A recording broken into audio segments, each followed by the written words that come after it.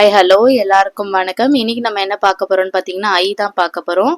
So blue line first blue line to second blue line சின்ன standing line போட்டு தலை மேலே புள்ளி எங்கே வைக்கணும், டாட் எங்கே வைக்கணும் பார்த்தீங்கன்னா ரெட் லைனில் வைக்கணும். ஸோ இந்த மாதிரி தான் நம்ம வந்து இன்ஸ்ட்ரக்ஷன்ஸ் கொடுக்கணும். ஸ்மால் ஸ்டாண்டிங் லைன் தலை மேலே ஒரு புள்ளி, ஸ்மால் ஸ்டாண்டிங் லைன் தலை மேலே ஒரு புள்ளி. ஸோ இது ரொம்ப ஈஸியாக எழுதிடுவாங்க. அதுவும் மோஸ்ட்லி வந்து எல்லா ஸ்டூடெண்ட்ஸ்க்குமே ஐ ரொம்பவே பிடிக்கும். ஸோ அதே மாதிரி தான் ஐ ரொம்ப ரொம்ப சிம்பிள் தான். ஸோ ஸ்டாண்டிங் லைன் தலை மேலே ஒரு புள்ளி, ஸ்டாண்டிங் லைன் தலை மேலே ஒரு புள்ளி. அந்த டாட் பார்த்தீங்கன்னா ஐக்கு மேலே வர டாட் பார்த்தீங்கன்னா கொஞ்சம் வந்து டாட் மாதிரி இருக்காது, கொஞ்சம் வந்து அது கம்மா மாதிரி தான் இருக்கும். போக போக அவங்களுக்கு வந்து தெரிஞ்சிடும். பட் அதெல்லாம் வந்து அழிச்சிட்டு எழுத வேண்டாம். ஜஸ்ட் அவங்க வந்து இந்த மாதிரி புள்ளி வச்சாலே போதும் தான். ஒன்று புள்ளி வச்சா கண்ணுக்கு தெரியாமல் வைப்பாங்க, இல்லைன்னா அது அப்படியே ஈஸி விட்டுற மாதிரி இருக்கும். பட் ஓகே, இட்ஸ் குட் தான். ஸோ அடுத்தது நம்ம வந்து ஜே சொல்லி தரப்போகிறோம். இது வந்து ஸ்டாண்டிங் லைன் மாதிரியே போயிட்டு ரெட் லைன் கிட்ட போய் வளைக்க சொல்லணும். ஸ்டாண்டிங் லைன் மாதிரியே போயிட்டு ரெட் லைன் கிட்ட வந்து வளைக்க சொல்லணும். பிகாஸ் அவங்க வந்து ஸ்டாண்டிங் லைன் போட்டு வளைய சொன்னாங்கன்னா அந்த ஸ்டாண்டிங் லைனையே அவங்க வளைச்சு கொண்டு வந்துருவாங்க. ஸோ அதனால இதுக்கு எப்படி இன்ஸ்ட்ரக்ஷன் கொடுக்கணும்னா, ஸ்டாண்டிங் லைன் மாதிரி போயிட்டு ரெட் லைன் கிட்ட வரும்போது வளைக்கணும். இப்போ பாருங்க, இவன் வந்து அது வளைக்கிறதே, அதாவது ஸ்டாண்டிங் லைன் மாதிரியே போய் வளைச்சு விட்டுட்டாங்க. ஸோ அவங்களுக்கு என்ன வளைக்கணும் அப்படின்ற ஒரு தாட்ஃபுல் தான் அவங்களுக்கு இருக்கும். ஸோ நம்ம எப்படி சொல்லணும்னா, ஸ்டாண்டிங் லைன் மாதிரி போட்டு ரெட் லைன் கிட்ட போய் வளைக்கணும்னு சொல்லணும்.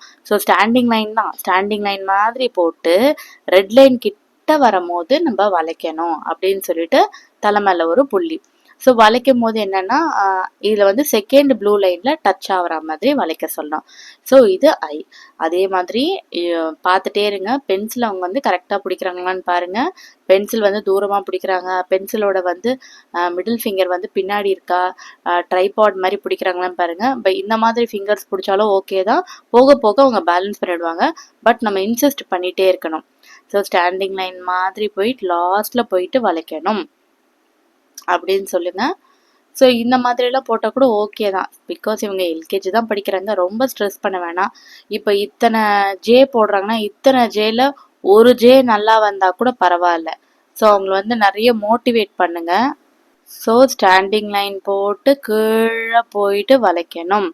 ஸோ தலை மேலே ஒரு புள்ளி. So J.